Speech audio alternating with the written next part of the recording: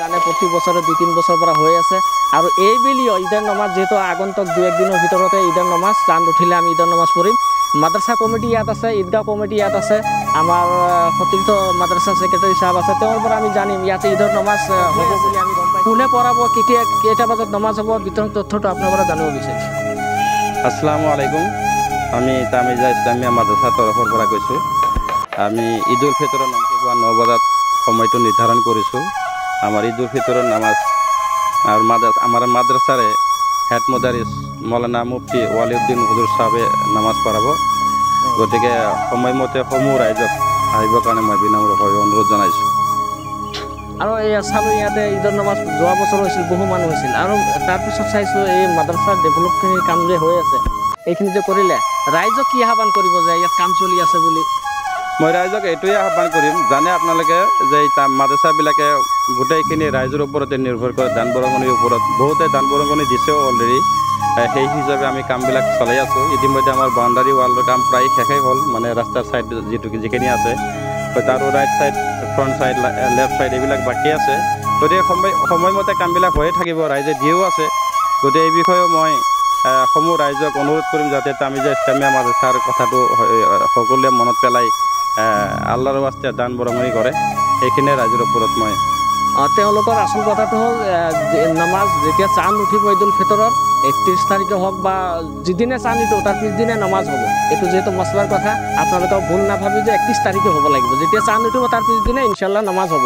ইয়াতে 9টা বজাত তেওঁলোকে সময়সীমা বান্ধি দিছে আৰু এই মাদ্ৰাছাৰ প্ৰিন্সিপাল মুফতি ওয়ালিউদ্দিন মেজভাই সাহেব ইয়াত থাকিব। তেওঁ খুব মধুৰ বক্তা, তেওঁ ইমামতি কৰিব নামাজৰ।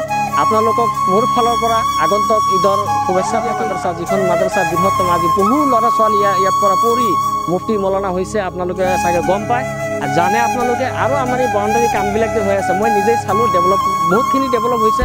ইয়াত লেট্ৰিন বাথৰুমৰো সুবিধা বহুত ভালকৈ হৈছে আৰু মই জনামতে ইয়াত হোষ্টেল হ'ব বুলিও মই গম পাইছোঁ। আপোনালোকে আহিব আৰু দান বৰঙণি দি আপোনালোকে এই মাদ্ৰাছাটো আগুৱাই নিয়াৰ ক্ষেত্ৰত আপোনালোকৰ ভাল এটা ভূমিকা আপোনালোকে দিব। মই এই মাদ্ৰাছাৰ লগত জড়িত থকা আমাৰ এজন সমাজসেৱিক আছে আমাৰ লগত, তেওঁৰ লগতো 2 আষাৰ কথা আমি শুনিবলৈ চেষ্টা কৰিম। তেওঁ কি কয় যে এইখিনিতে কাম হৈ আছে, ৰাইজে আপোনালোকক কেনেকৈ কয়? যিয়ে নহওক আন বছৰৰ দৰে এইবছৰ আমাৰ বেলতলীত তামিজা ইছলামিয়া মাদ্ৰাছাৰ প্ৰাংগণত ঈদ উল ফিতৰ নামাজ হ'ব 9টা বজাত। আৰু ৰাইজৰ সহায় সহযোগিতা লৈ আমি যেনেকৈ ডেভেলপমেণ্টৰ কামখিনি কৰি আছোঁ বা ভৱিষ্যত আৰু কৰিম, আপোনালোকক সহায় সহযোগিতা কৰিব আৰু দান বৰঙণি দি পেলাই আপোনালোকক সহায় সহযোগিতা কৰিব। আৰু আশা কৰিলোঁ ভৱিষ্যতো আপোনালোকৰ এই ঈদৰ নামাজটো হ'ব বুলি কামনা কৰিলোঁ। ঠিক আছে, তেওঁলোকৰ আশা বহুত বৃহৎ, মানুহ বহুত আহে ইয়াত নামাজ পঢ়িলে। মই নিজেও আহিম, আপোনালোকে দোৱা কৰিব আৰু এই মাদ্ৰাছাৰ কাৰণে যিমান পাৰে আপোনালোকে সহায় কৰিব, কাৰণ এইটো এটা সদকায়ে জাৰিয়া হয়, কিয়ামতলৈকে থাকিব। তেওঁলোকে খুব আশা কৰি মাদ্ৰাছাটো সজাই আছে আৰু ঈদৰ নামাজো ইয়াত মানে খুব ভালকৈ সুন্দৰ পৰিৱেশত ইয়াত ঈদৰ নামাজ হয়। আৰু ইনশাল্লাহ মই আশা কৰোঁ ভিডিঅ'টো শ্বেয়াৰ কৰিব, যিমান পাৰে আপোনালোকে নামাজৰ কাৰণে আহিব। যথাযোগ্য টাইমত 9টা বজাত তেওঁলোকে টাইম দিছে, সেই 9টা বজাত আহি পালে ইনশাল্লাহ ইয়াত আমি নামাজ পঢ়িম। আগন্তক ঈদৰ মোবাৰকবাদ দি আজি এই ভিডিঅ'টো শেষ কৰিছোঁ। আপোনালোকে শ্বেয়াৰ কৰিব আৰু নিজৰ মতামত কমেণ্ট কৰি জনাব। এইবাৰ ৰোজাত আপোনালোকে কি কৰিলে, যিহেতু ৰোজাৰ মাহ বৰকতি মাহ হয়, কি কাম কৰিলে আৰু কেনেকুৱা লাগিলে?